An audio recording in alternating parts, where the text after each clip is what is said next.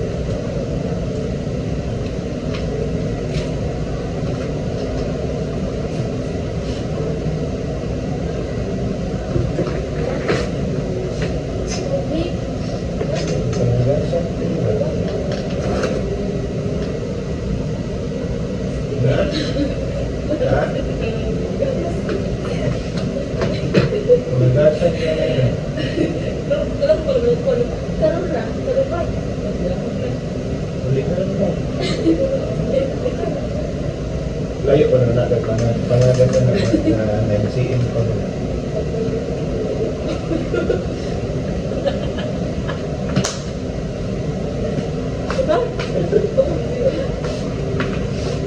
Video. It's a prank. Yaw ba? Yan nagigata.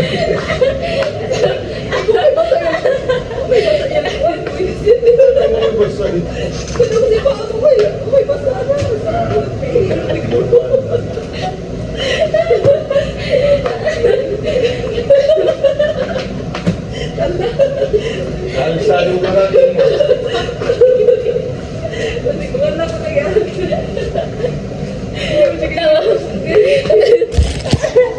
It's a prank.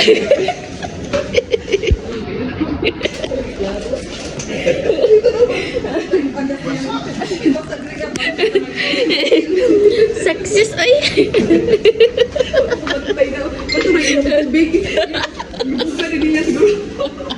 Gamay mo.